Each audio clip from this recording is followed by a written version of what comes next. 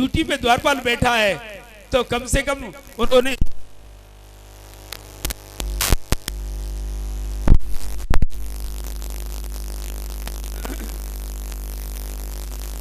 बोलिए भक्तवत्सल भगवान की एक बार जो जयकारो बड़ी जोर से लगाए दो। बोलिए कृष्णचंद्र भगवान की। द्वारपालों ने तो अपनी ड्यूटी निभाई थी, हमने बड़ी गलती की। वो तो बेचारे ये कह रहे थे कि हम पूछ के आएंगे जब अंदर प्रवेश होगा, लेकिन हम नहीं माने, क्रोध किया। क्रोध का परिणाम ये हुआ कि संत कुमारों को भी अंदर प्रवेश नहीं मिल पाया।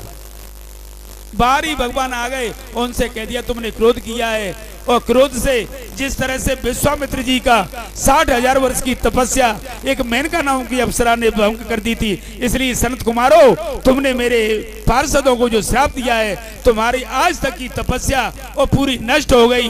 जाओ बद्रिकाश्रम में तप का पुनः संचरण करो, इकट्ठा करो तपस्या। श्राप दे दिया, बद्रिकाश्रम के लिए चले गए। वहां जाकर पुनः तपस्या करने लगे। वे दोनों पार्षद जय और विजय माता दिति के घर में बालक बनकर के आए हैं। दोनों का जन्म हुआ, एक का नाम है हिरण्यकश्यपु, दूसरे का नाम है हिरण्याक्ष। जो सतगुण हो उसको हम लोग कश्यप कहते हैं। कश्यप की पत्नी दो है, एक दिति और दूसरी अदिति। दिति माने वेद बुद्धि और अदिति माने अभेद बुद्धि। हिरण्यकश्यप और हिरण्याक्ष दो पुत्र हुए, एक का नाम अभिमान है और एक का नाम है लोभ। हिरण्याक्ष, हिरण्य माने सोना, और सोने पे जिसकी आंखें लगी हो, निगाह लगी हो, तो वो लोभी तो होगा। तो एक लोभ का प्रतीक है, एक अहंकार का प्रतीक है, वो हिरण्यकश्यपु है। तो जहां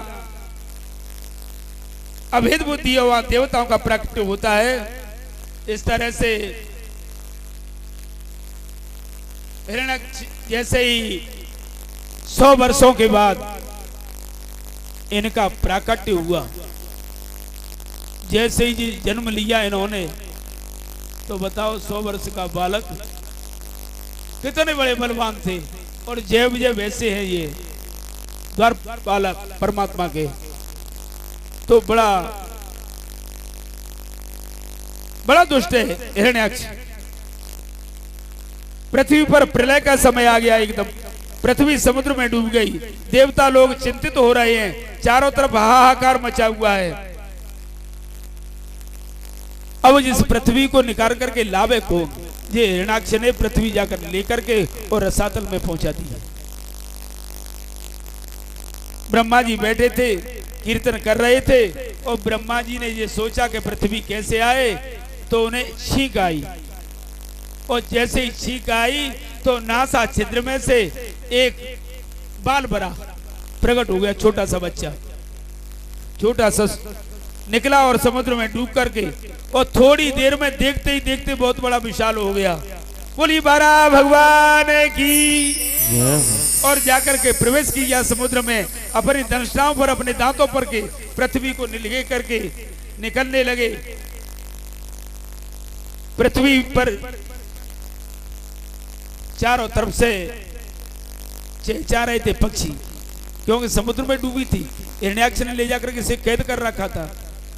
डूबने का मतलब ये है कि सभी इसकी जो वास्तविक सत्ता है उसको छुपा ले गया था। पूरी पृथ्वी छुपा के कहां ले जाएगा, लेकिन इसके जो मूल तत्व हैं, तत्वों को छिप ले गया था हिरण्याक्ष। आकाश में उड़ रहे हैं परमात्मा। इधर से नारद जी आए और हिरण्याक्ष मिला इन्होंने। हिरण्याक्ष ने नारद जी से कहा, पकड़ लिया, हाथ पकड़ लिया कि खाली बीणा ही बजाए वो जानते हो, कि कुश्ती लड़े तो बात पाए हम तुम कर लें तो कैसे रहेगा, मेरी बाजुओं में खुजली पड़ रही है। हिरण्याक्ष बोला।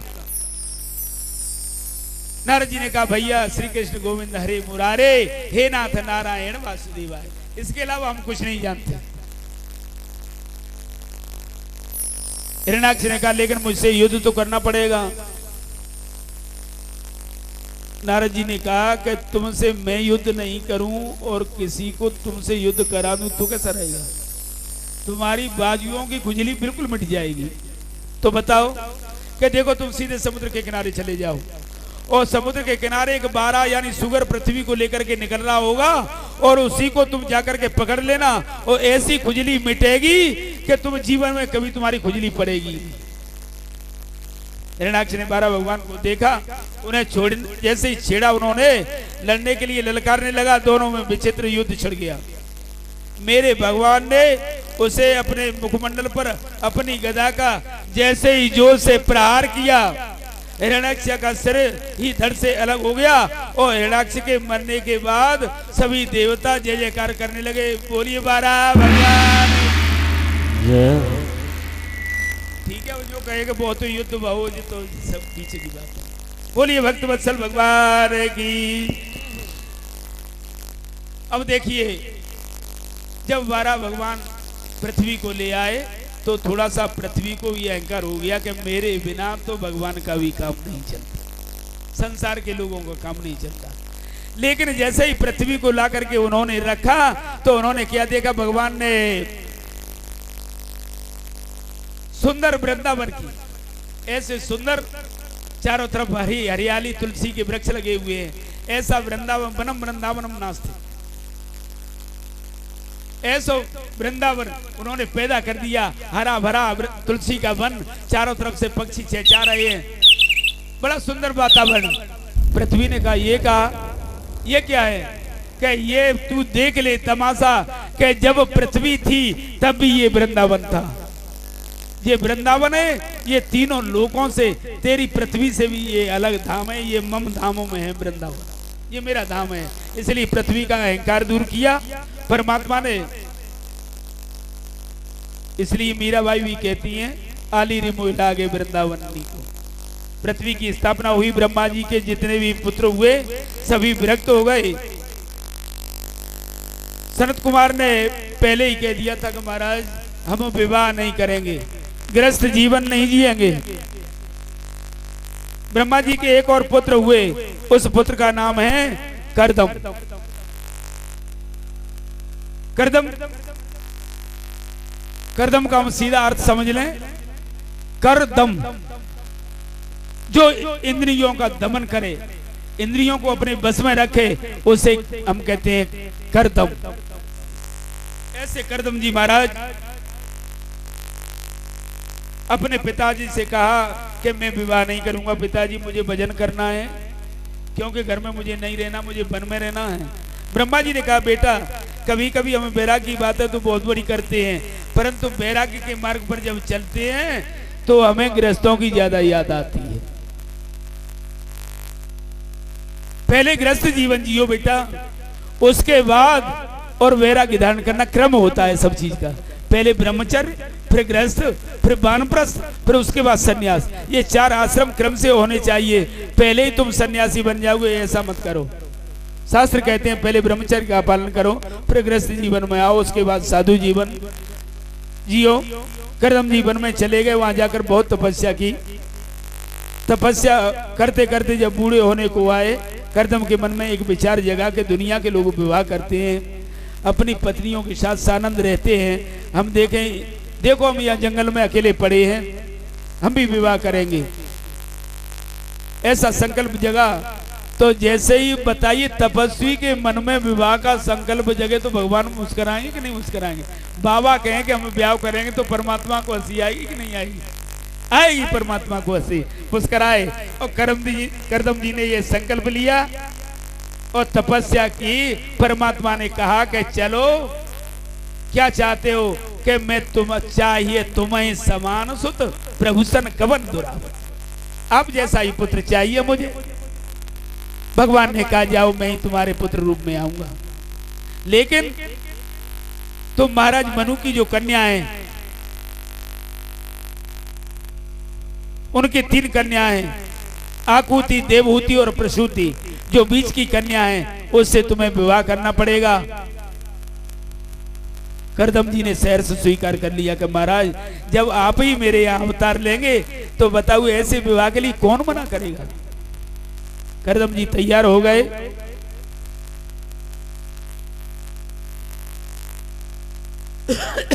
स्वयं मनु की पुत्री जो फूलों में पली है, राजकुमारी, इतने वैभवशाली महाराज की पुत्री, आज लेकर के आए महर्षि करदम के आश्रम पर।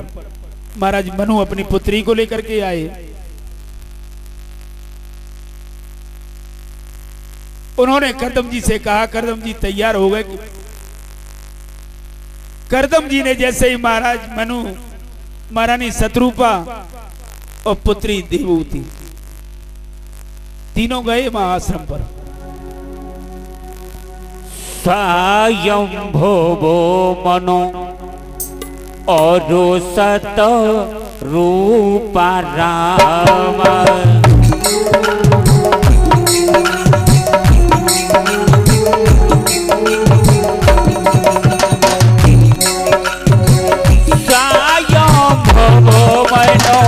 और सतरूपा इनसे भाई नर सृष्टि अनुपा। स्वयंभुवो और सतरूपा।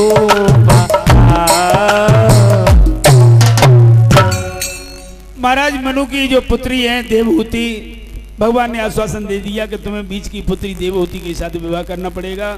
करदम जी ने बात मान ली, लेकिन कहा महाराज इस शर्त पर विवाह करूंगा कि संतान होने के बाद,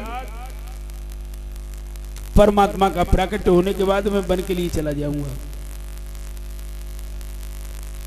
तो जैसे ही विवाह संस्कार हुआ तो आगे तो इसमें बहुत बड़ा वर्णन है। करदम जी बूढ़े हैं, महारानी देवहूति जो राजघराने में पली हैं, ऐसी सुंदर सुकन्या, बहुत समय व्यतीत हो गया तो इन्होंने एक कामद विमान तैयार किया और बिन सरोवर में स्नान कराया। सुंदर रूपवान बन गए, 16 वर्षीय बन गए और वहाँ जो कामद विमान है उसमें विहार कर रहे हैं।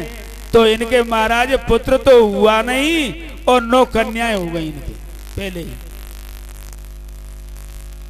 भगवान तो आए नहीं, लेकिन भगवती पहले आ गई, 9 कन्याएं आ गई। तो महारानी करदम जी ने कहा कि मैं अब जाऊंगा वन में तपस्या करने के लिए। कि महाराज मेरी छाती पे बांधे जाओगे क्या ये 9 कन्या ने, जिनको ब्याह को करेगा? इसलिए इन पुत्रियों की शादी करके ही आपको जाना है। और फिर आप, भगवान ने जो आपको आश्वासन दिया था कि मैं पुत्र रूप में आऊंगा, तो वो इच्छा तो हमारी अभी पूरी हुई नहीं हुई महाराज। चाहे पहले ही पुत्र रूप में भगवान आ जाते, आप चल भले ही वन के लिए चले जाते, लेकिन मुझे परमात्मा का दर्शन तो जरूर हो जाता।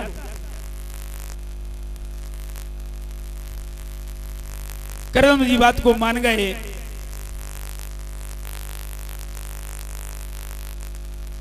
जब 10वीं संतान के रूप में आए महात्मा कपिल जी, बोलिए कपिल भगवान की।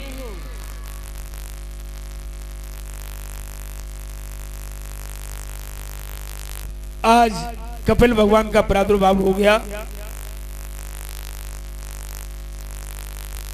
जैसे ही कपिल देव जी का अवतार हुआ, तुरंत ही हाथ जोड़ करके प्रणाम किया महर्षि करदम ने। उन्होंने कहा भगवान मेरा जो इच्छा थी वो मेरी इच्छा पूरी हो गई। आपने मेरे यहाँ अवतार धारण कर लिया, मेरे घर आप पधारे। अब मैं आपका भजन करने के लिए अब जा रहा हूँ, तपस्या करने के लिए। अब मैं गृहस्थ जीवन नहीं जीऊंगा। चलेंगे महात्मा कपिल जी, वो करदम जी महाराज। कपिल जी आज जैसे उनका प्राकट्य हुआ, माता ने सुंदर श्रृंगार कराया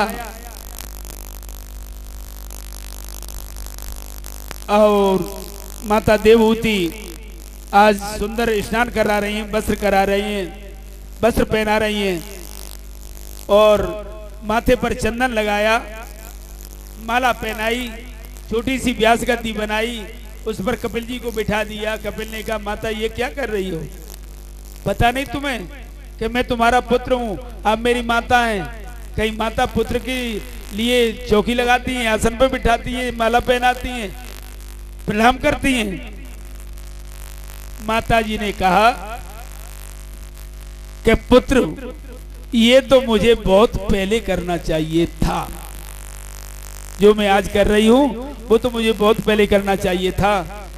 आज मुझे तुम रोक नहीं सकते। माता पूजन कर रही हैं कपिल भगवान का, और यहीं से एक संवाद और जुड़ जाता है श्रीमद् भागवत का, कपिल जी और देवहूति का संवाद। माता देवहूति और कपिल भगवान का संवाद, ये प्रसंग और है, इसमें थोड़ा सा ही संवाद है, तो उसे आप सुनेंगे।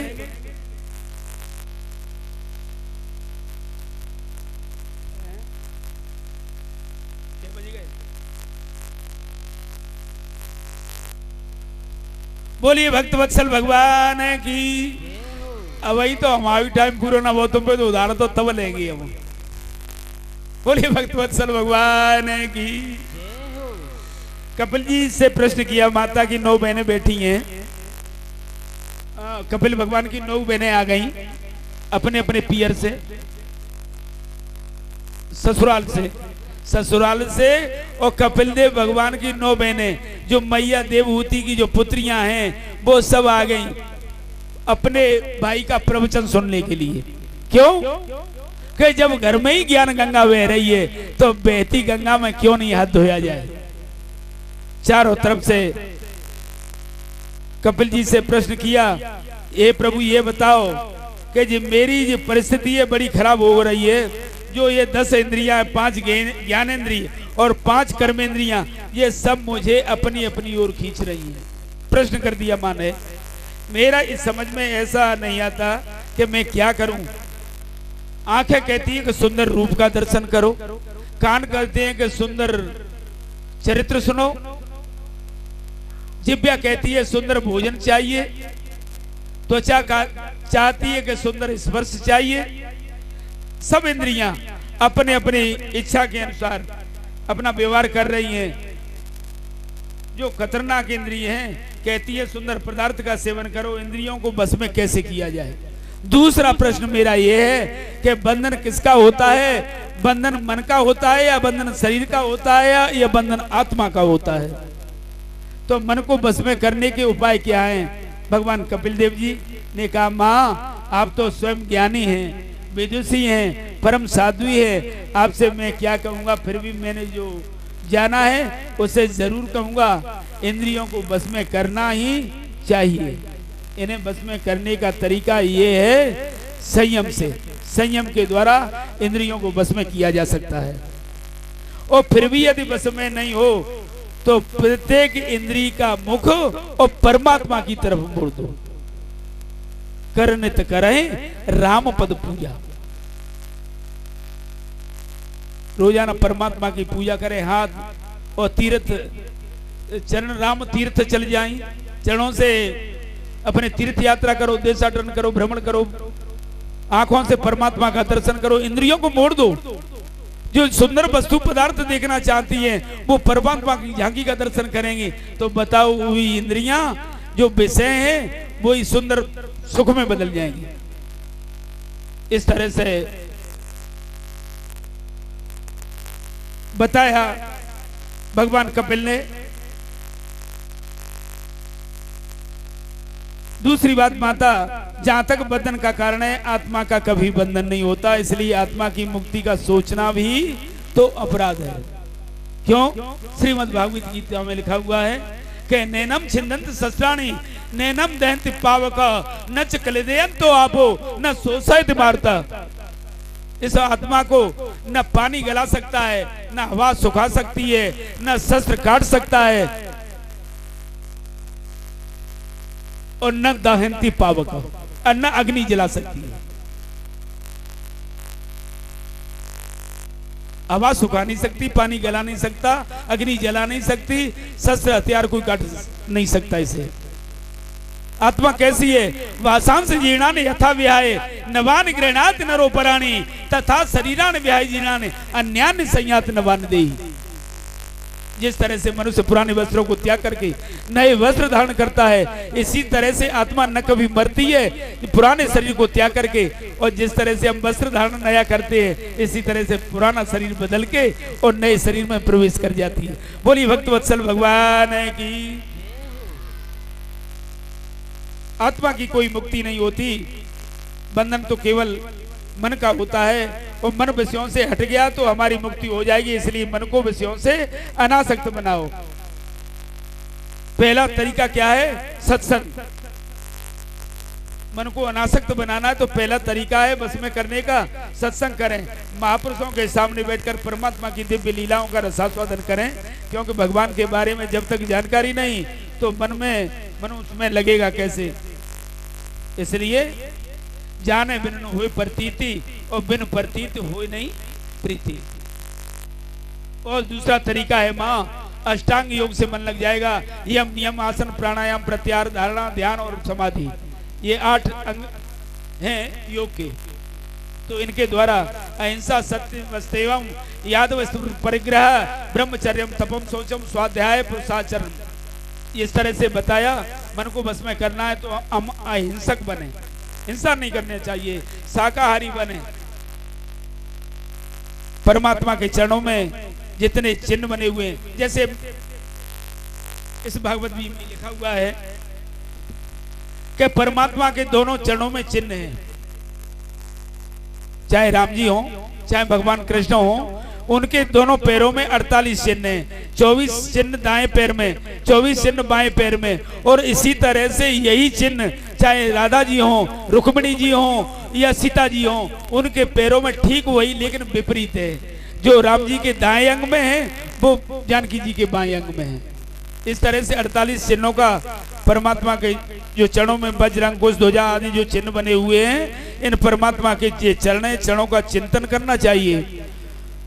इसलिए कपिल देव जी महाराज बताते हैं कि हमारा जो चित्त है तो वो परमात्मा के चरणों में पहले सबसे पहले चित्त को चढ़ाएं। उनके चरणों में ध्वजा अंकुश वज्र के द्वारा ये पाप की गठरी है वो कट कट के और बिल्कुल घुल जाएगी। बोलिए भक्त वत्सल भगवान की। इस तरह से परमात्मा के कटि प्रदेश का, उरु प्रदेश का, जांघों का, मुख कमल का, सब तरह का पूरे रूप का चिंतन करें। मुखारविंद का चिंतन करें। हासम हरेर वनता अखिलेन लोक तीव्रम शोकाश्रु सागर विशोषण मुक्ति आधारम सम्मोहनाय रचितम निज मायाश भूमंडलम मुनि कृते मकर ध्वजस्य। जो हंसी से परिपूर्ण मुखारबिंद है परमात्मा का, उसका चिंतन करें, क्योंकि जो शोक रूपी सागर है उसमें डूबा हुआ जो मनुष्य है उसे शोक सागर से निकाल करके और आनंद के समुद्र में पहुंचाने की ताकत है वो केवल परमात्मा में है। हंसते हुए भगवान का चिंतन करें। जितने भी परमात्मा के चरित्र हैं उनके आप देखिए, परमात्मा के चरित्र देखे होंगे, लेकिन राम जी के जीवन में कोई संकट नहीं आया और 11 वर्ष और 56 दिन तक मेरा कन्हैया जब तक ब्रिज में रहा। तो बताओ 11 वर्ष 56 दिन का कन्हैया कभी एक दिन भी चैन से नहीं बैठ पाया। 6 दिन से उत्पात प्रारंभ हो गए। इसलिए परमात्मा उसमें कृष्ण के चरित्र में जितना संकट आया उतना संकट कभी किसी भगवान के जीवन में नहीं आया। आप श्री कृष्ण के चरित्र पर तो पता ही है आपको कि कहाँ जन्म हुआ, कहाँ पाले गए। और जन्म हुआ घर जेल में, रात में ट्रांसफर हुआ। पुत्रा कितनी परेशानी। 6 दिन के हुए पूतना आ गई, 1 वर्ष के हुए दुनिया भर के राक्षस आ गए, 6 महीने में संकटासुर आ गया। इस तरह से कितनी परेशानियां आई, शांति नहीं मिली। और फिर यहाँ से गए मथुरा में, जैसे ही पहुंचे तो वहां कंस का उद्धार किया, उग्रसेन को राजगद्दी पर बिठाया और तब तक जरासंध ने पूरी मथुरा नगरी घेर ली। 17 बार आक्रमण किया, चढ़ाई की। 18वीं बार वहां से गए और जाके स्वयं अपना नाम भी बदलवा लिया, इन्होंने रणछोड़ नाम रखवा लिया। वहां जाके समुद्रम शरणम गता, वहां जाकर के द्वारका में शांति से बैठे थे। तो तब तक पांडव कहने लगे कि हमारी रक्षा करो। बताओ, कौरव पांडवों को युद्ध करा करके और जैसे ही बैठे सुख से जीवन व्यतीत कर रहे थे, तब तक घर में ही झगड़ा शुरू हो गया। आपस में जितने भी यदुवंशी थे वे आपस में लड़ने लगे, उन्हें श्राप मिल गया। ये कथा 11वें स्कंद में आपको सुनाएंगे। 10वें स्कंद के उत्तरार्ध में सब कथाएं आएंगी। ये कि जब अपने ही कुल का विनाश हुआ, ये परमात्मा ने स्वयं अपनी आंखों से देखा। संतों के श्राप से संतों का अपमान किया, क्योंकि जब मद ज्यादा हो जाता है, अहंकार हो जाता है, तो यद्यपि जग दुख दारुण नाना और सबसे कठिन जाति अभिमाना, नहीं, अभिमान के बराबर, अभिमान के बराबर दूसरा कोई दुख नहीं है। अहंकार अति दुखद डमरुआ और दम्भ कपट मदमान नहरुआ। जैसे डोरुआ का रोग होता है, उससे उस फोड़े से मरना ही पड़ता है, इसी तरह का फोड़ा यदुवंश में हो गया, तो परमात्मा ने उस वंश को अपन चतुर्पंचा विशेषता 10 से 50 बच्चे होंगे, बाकी सभी यदुवंशियों का विनाश कर दिया। तो बताइए कितनी 99 लाख से भी ज्यादा जिनकी संख्या है, ऐसे यदुवंशी लड़ लड़ करके आपस में कट मर गए सब। एक भी दिन कृष्ण सुख से नहीं बैठे। लेकिन प्रभु बताओ, कभी सिर पर हाथ धर करके चिंता करने बैठे? ऐसा किसी शास्त्र में नहीं लिखा है कि परमात्मा ये सोच रहे हैं कि हाय या दुखते हो तो मरो। एक दिन भी नहीं कहा परमात्मा ने। चिंता करने के लिए मुस्कुराते ही रहे हमेशा। इसका मतलब क्या है कि गोविंद ये कहना चाहते हैं कि अहरनिश मुस्कुराओ और सदैव प्रसन्न रहना ही ईश्वर की सर्वोपरि भक्ति है।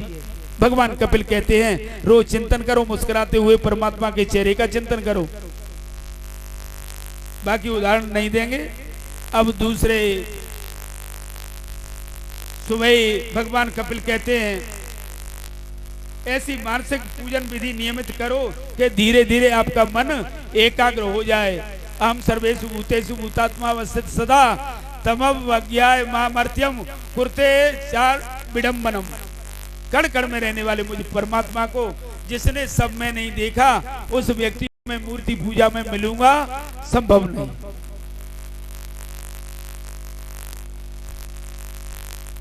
इसलिए कण कण में, प्रत्येक जीवात्मा में परमात्मा को देखो। देखियो, समय भले ही ज्यादा हो जाए, लेकिन एक छोटा सा दृष्टांत और बताता हूं आपको। एक समय एकनाथ जी महाराज गंगोत्री के लिए जल लेने गए। एकनाथ जी दक्षिण भारत में रहते हैं, दक्षिण भारत के संत हैं एकनाथ जी महाराज। गंगोत्री से जल लेकर के जा रहे थे, और जैसे ही, अब बताओ, पैदल यात्रा थी उस समय। इतनी हजारों किलोमीटर यात्रा करने के बाद, और जैसे ही रामेश्वरम के पास पहुंचे, उससे पहले एक वन पड़ता है, वन प्रदेश आता है, थोड़ा सा जंगल, बेड़, देसी भाषा में बेड़ कहते हैं बातें। उस जंगल के रास्ते से जा रहे थे तो उन्होंने देखा जेठ की दोपहरी में एक गधा पड़ा हुआ है और छटपटा रहा है उसका प्राण। उनके कमंडल में जल था। गंगोत्री से लेकर आए थे हजारों किलोमीटर, कई महीने लग गए, बरसों बीत गए, लेकिन जब प्राण छटपटा रहा है और वहां से उन्हें दिखाई दे रहा था कि 2 किलोमीटर दूर और रामेश्वर भगवान का मंदिर है, लेकिन चारों तरफ निगाह फैलाई, कहीं पानी दिखाई नहीं दिया। तो उन्होंने वहीं से कहा, और जो अपने कमंडल का जल था गधे के मुंह में पूरा का पूरा उसमें घेर दिया, उन्होंने चढ़ा दिया और कहा कि हे रामेश्वर भगवान, यहीं से मेरा जल स्वीकार कर ले। उसी गधे में से भगवान रामेश्वर प्रकट हो गए। बोली रामेश्वर भगवान की। कपिल भगवान कहते हैं माता, कण कण और रज रज में मुझ परमात्मा का दर्शन करो।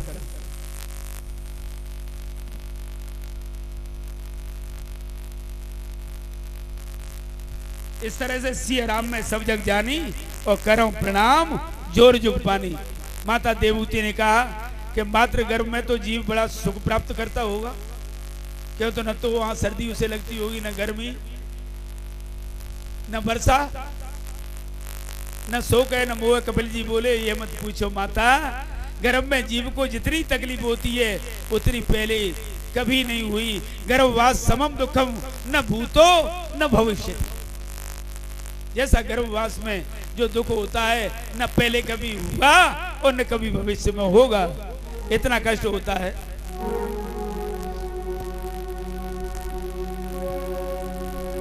अब प्रभु कृपा करहु यही भांति,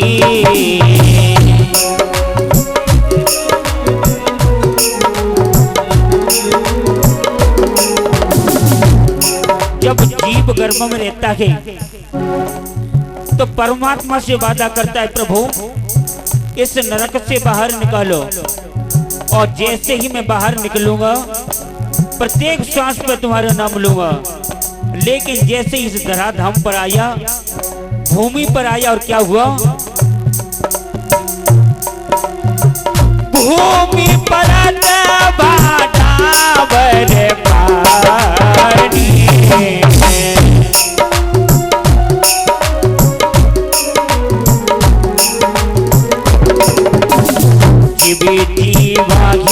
माया ले पठानी,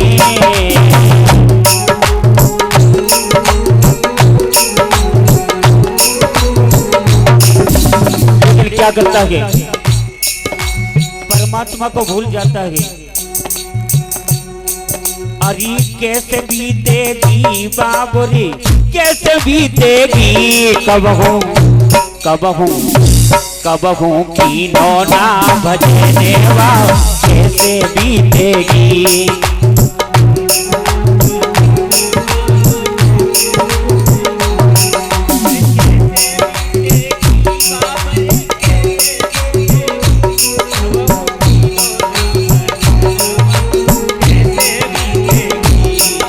और क्या हुआ?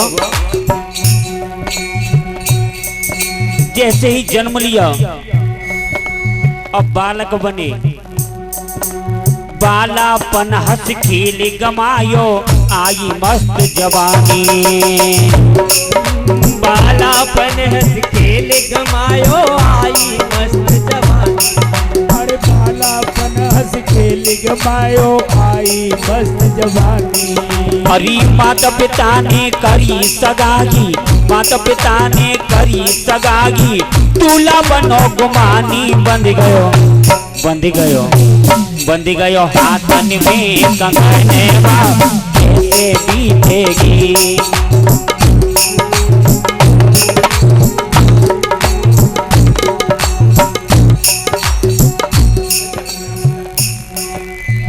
बालापन निकल गया और परमात्मा को याद नहीं करता। शादी हो गई और क्या हुआ? धूमधाम सी ब्याह रचायो, पहन केसरी जामा। धूमधाम से ब्याह रचायो, पहन केसरी जामा।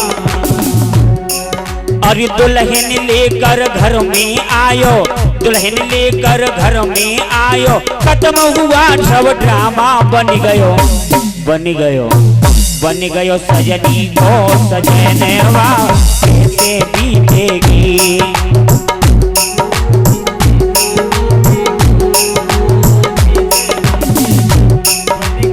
लेकिन क्या होता है? परमात्मा को याद नहीं करता। ब्याह की खुशी में हौसे पूले फिरे कोट पेंट में पाम डाल दो और श्रीमती जी घर में आ गई, लेकिन परमात्मा को याद फिर भी नहीं कर रही। और क्या हुआ? विषयों के विष पी पी करके नित दिन हुए दीवाने।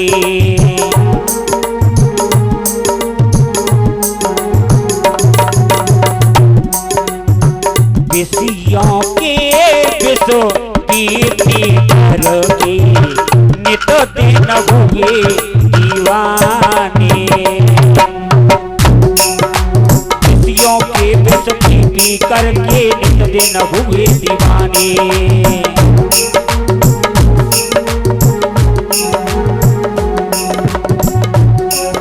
और बालक से फिर बाप कहा ये, बालक से फिर बाप कहा ये, तुम बाबा लगे कहानी। आई गयो आई गयो आई गयो नियरी जो तो पहने कैसे बीतेगी।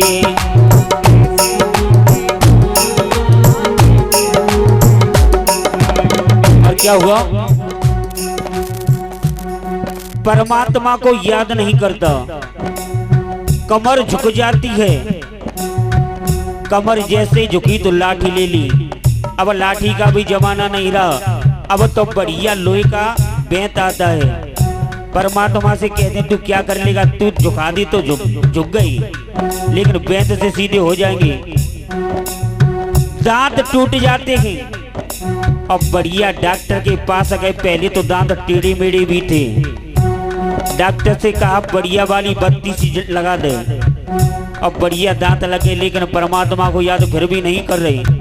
और क्या हुआ, नेत्रों से दिखाई नहीं देता।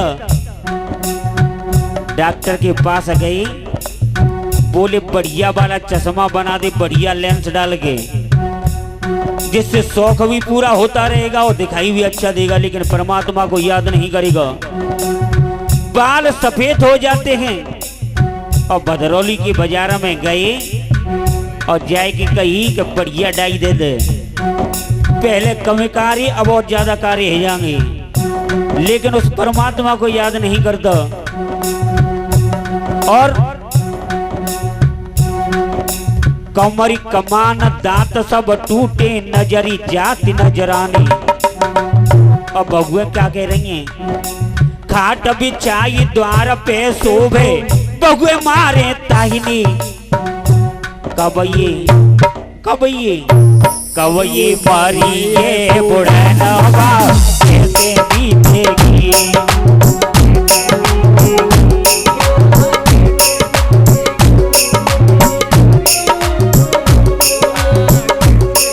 अरे कैसे बीतेगी बाबरे, कैसे बीतेगी।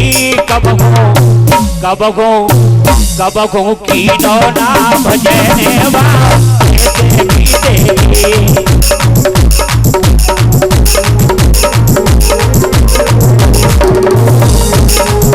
ये कैसे बीतेगी बाबरे, कैसे बीतेगी, कैसे बीतेगी बाबरे, कैसे बीतेगी।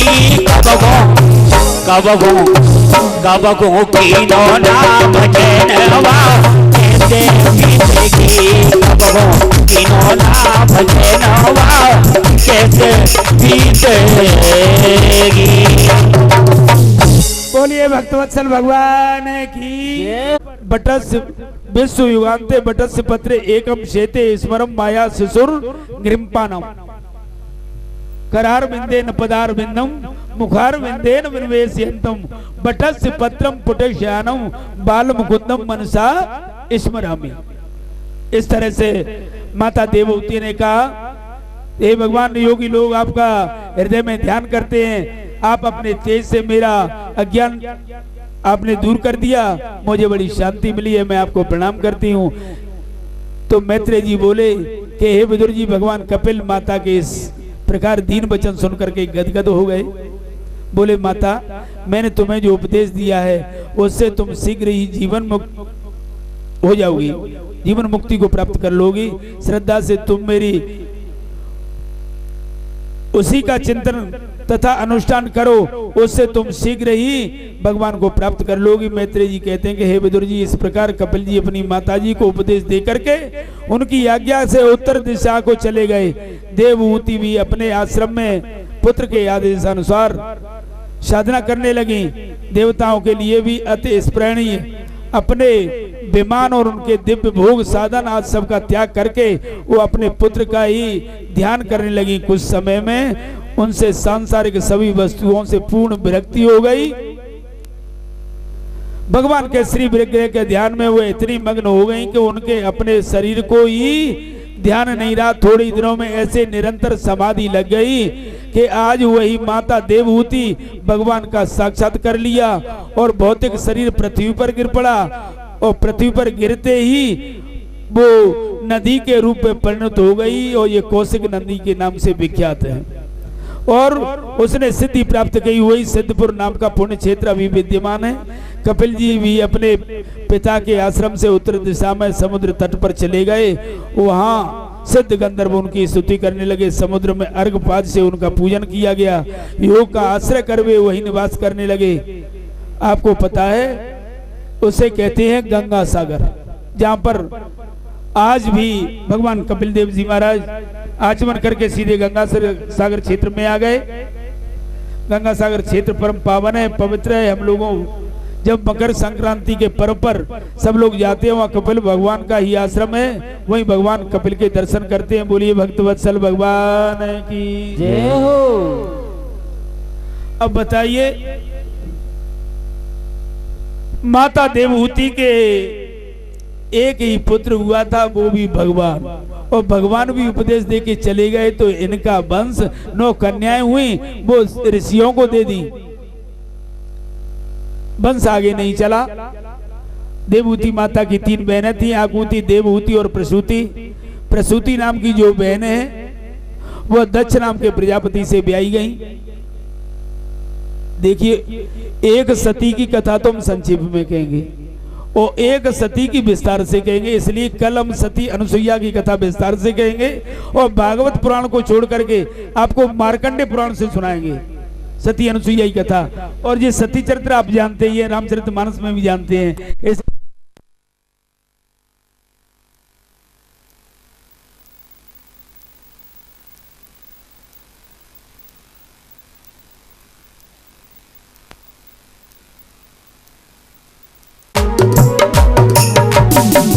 भगी को सकल मखहा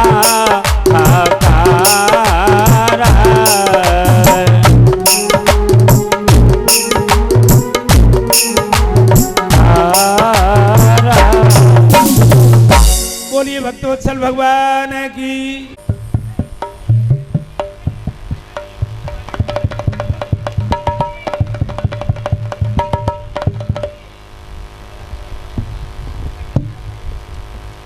ओम चंद्रमा मनसो जातजो हो सूर्यो अजायतः श्रोताद्वायस्य प्राणस्य मुखादग्निजायत। अधरे धरे मुरली बजैया की आरती कृष्ण कन्हैया की। मुरली बजैया की आरती कृष्ण कन्हैया की। अरे धरे मुरली बजैया की आरती कृष्ण कन्हैया की। धर धर मुरली बजैया की आरती कृष्ण कन्हैया की। श्याम तुम अर्जुन के प्यारे, श्याम तुम अर्जुन के प्यारे। श्याम तुम भक्तन रखवारे, श्याम तुम भक्तन रखवारे। कालिया कालिया कालिया नागना भैया की आरती कृष्ण कन्हैया की। धर धर मुरली बजैया की आरती कृष्ण कन्हैया की। श्याम तुम कंसासुर मारो, श्याम तुम कंसासुर मारो। श्याम तुम भूमि भार चारो, श्याम तुम भूमि भार तारो। के बन बन के बन बन के बन बन गाई चरैया की आरती कृष्ण कन्हैया की। धर धर मुरली बजैया की आरती कृष्ण कन्हैया की। श्याम तुम गोवर्धन धारी, श्याम तुम गोवर्धन धारी।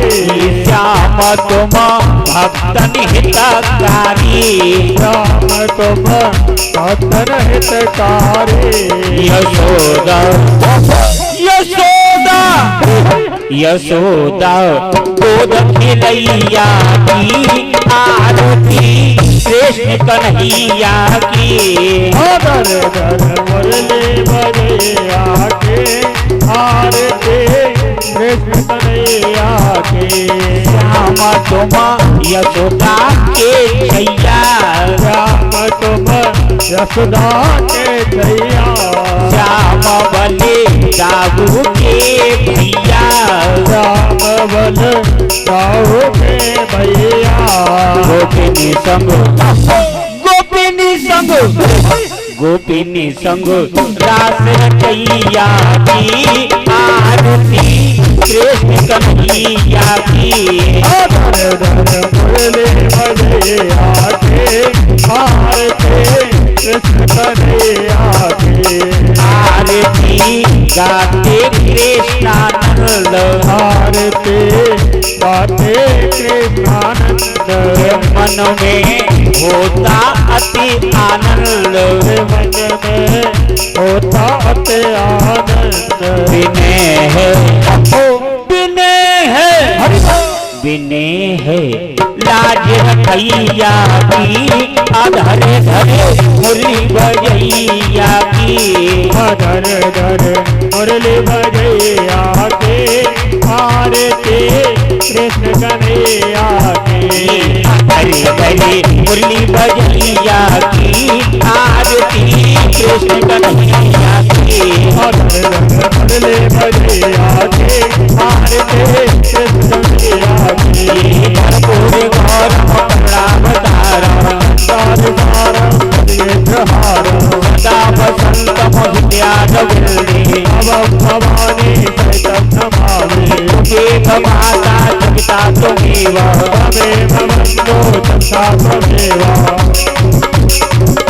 धरे धरे मुरली बजैया की आरती कृष्ण कन्हैया की। धरे धरे मुरली बजैया की आरती कृष्ण कन्हैया की। धरे धरे मुरली बजैया की आरती कृष्ण कन्हैया की। धरे धरे मुरली बजैया की आरती कृष्ण कन्हैया। शांतिरंतर चको शांति पृथ्वी शांतिरापः शांतिरोगदय शांति वनस्पतय शांति विश्वे देवा शांति ब्रह्म शांति सर्वको शांति श्यामा शांतिरेधि। अथ मंत्र पुष्पांजलि। हाथ में पुष्प ले लेंगे, जिनके पास पुष्प नहीं आए वो हाथ जोड़ लेंगे, शांति बनाए रखेंगे। ओम जज्येन जमय जंत देवस्तानि धर्माणि प्रथमान्नाशन्नाते हनाक महिमानः सचन्त चित्रपूर्वे शाद्या शान्ति देवा। हरिः ओम एकदन्ताय विद्महे वक्रतुण्डाय धीमहि तन्नो दन्ते प्रचोदयात्। हरिः ओम तदपुरुषाय विद्महे महादेवाय धीमहि तन्नो रुद्रः प्रचोदयात्।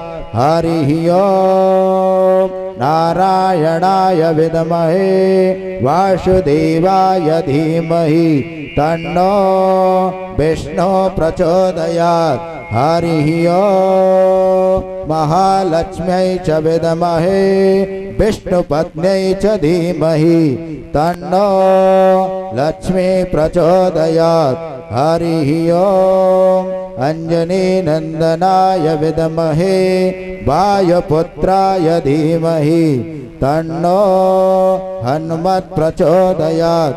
हरिः ओम हंस हंसाय विद्महे परमहंसाय धीमहि तन्नो सिद्ध प्रचोदयात्। शेवन्तिका बकुलचम्पकपाटलाब्जै पुण्डागजाति करवीररसालपुष्पै बिल्वप्रभाव तुलसीदलमञ्जरीभिः तां पूजयामि जगदीश्वर मे प्रसीद। नानासुगन्धपुष्पाणि यथा कालोद्भवानि च पुष्पाञ्जलिं मया दत्ता गृहाण परमेश्वर। ओम सांगाय परिवाराय सायुधाय शक्तिकाय श्री प्राण पुरुषोत्तमाय नमः मंत्र पुष्पांजलिं समर्पयामि। बोले भागवत भगवान की जय हो, व्यास जी महाराज की जय हो, सुखदेव जी महाराज की जय हो, परीक्षित जी महाराज की जय हो, हनुमान जी महाराज की जय हो, संत समाज की जय हो, धर्म की जय हो, अधर्म का नाश हो, प्राणियों में सद्भावना हो, विश्व का कल्याण हो, गो हत्या समाप्त हो। सतगुरुदेव भगवान की जय हो। नमः पार्वती पदये हर हर हर महादेव शंभो। बोल बंसी मारे की जय। सभी लोग बैठ जाएंगे, आरती प्रसाद लेके ही जाएंगे। बैठ जाइए आप लोग।